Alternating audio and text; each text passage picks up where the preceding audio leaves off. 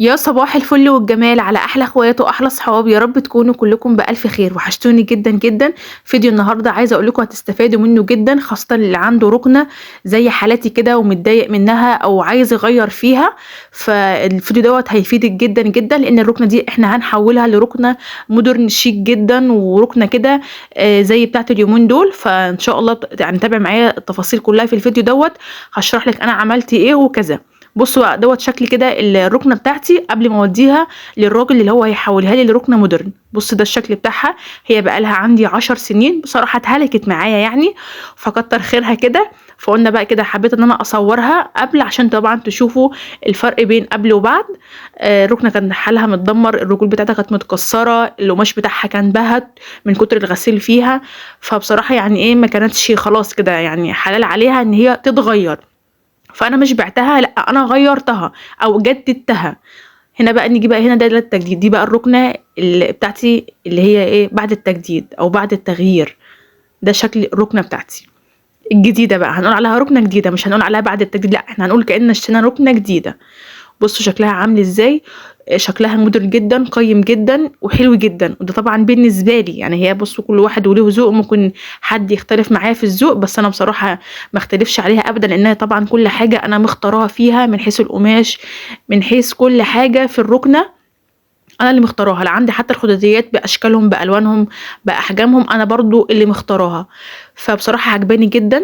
التفاصيل بتاعتها أنا كنت حاكيها لكم في الفيديو اللي قبل، يعني حاكيها لكم في الفيديوهات اللي فاتت، مش يعني أنا مش فاكرة أوي أنهي فيديو، بس هو الفيديوهات اللي فاتت هتلاقيني أنا كنت برضه مصورة معاكم الرُكنة بتاعتي وأنا باودّعها، باقول لكم خلاص أنا هاعمل هاجدد فيها وكده. فده طبعًا ده شكل الرُكنة بتاعتي.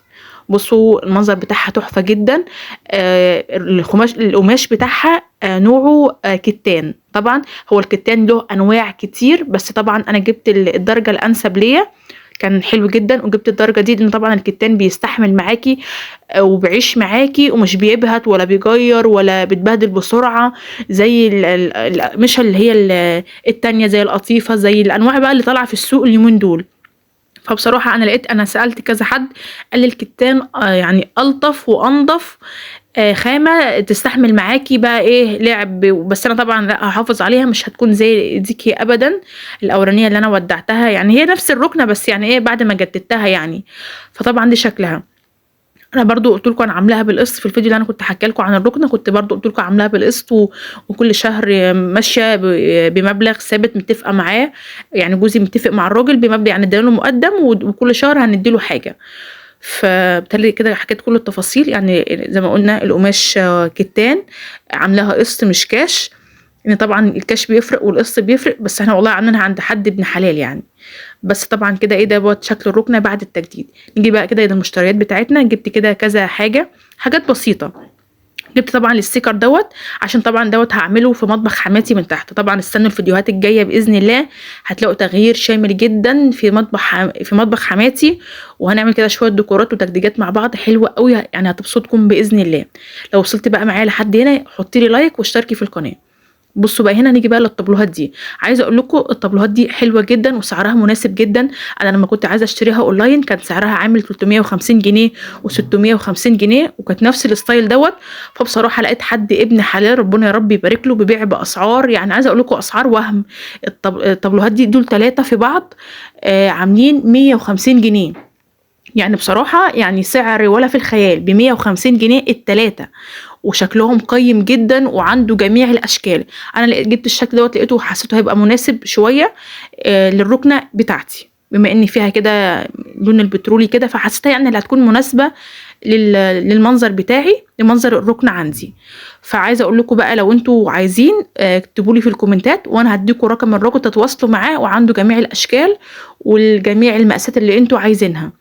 فبصراحة يعني 150 جنيه فرصة ما تتعوضش، وطبعًا دوّة عرض يعني عرض عنده عامل عروض يعني. فلو أنتم عايزين الرقم بتاع الراجل اللي أنا جايبة من عنده الطابلوهات ال3 عاملين 150 جنيه قولوا لي وأنا هادّيكم الرقم بتاع الراجل.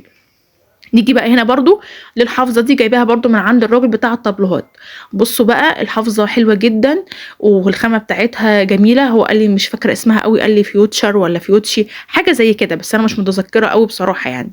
بس هي الخامة بتاعتها كويسة جدا، لان انا بصراحة لفيت كتير في المكان اللي انا قعدت كنت عايزة اجيب منه، فلقيت دي يعني حسيتها نوعا ما هتكون ماشية مع الركنة بتاعتي. انا كنت عايزة اجيب حاجة اقيم من كده واحلى من كده، بس بصراحة هي كخامة حلوة جدا، خامتها محدش يختلف عليها ابدا من حيث الملمس بتاعها يعني خامتها تحفة تحفة تحفة بصراحة يعني.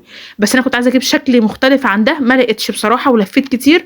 فانا بصراحة في الاخر قلت خلاص هو دوت يعني ايه، حسيت ان المناسب اكتر للركنة عندي، بما ان الركنة عندي سادة ما فيهاش اي شغل، فقلت يعني دي التدرجات اللي فيها دي هتبقى يعني ايه نوعا ما تكون كويسة وحلوة. ومن تحت كده يعني ماسكه في السيراميك عندي، ما بتروحش كده ولا كده، فكانت حلوه جدا. نيجي بقى لاخر حاجه انا كنت ناسياها، بس لما افتكرتها قلت برضو هصورها معاكم بما اني جايباها من ضمن الحاجات اللي انا وريتها لكم في المشتريات بتاعتي النهارده. بصوا بقى، جبت بقى طبعا طقم التوابل دوت، عايزه اقول لكم حلو جدا. لو عرفتوا السعر بتاعه مش هتصدقوا. عارفين سعره عامل كام؟ عامل 80 جنيه. فسعره حلو جدا والخامه بتاعته حلوه جدا. فبصراحه يعني لما لقيته لا حسيت ان هو لقطه، فقلت هجيبه بما اني هصور وهجدد في مطبخ حماتي الله يرحمها. فاستنوا بقى الفيديوهات الجايه ان شاء الله هتشجعوا منها قوي وهتستفادوا منها. فقلت ان انا اجيبه بالمره بما اني بجدد، فاجيب حاجه بقى ايه للتوابل كده عندي جديده. فيا رب كده بقى فيديو النهارده يكون عجبكم والركنه بتاعتي عجبتكم، واكتبوا لي تحت في الكومنتات ومستنيه ارائكم.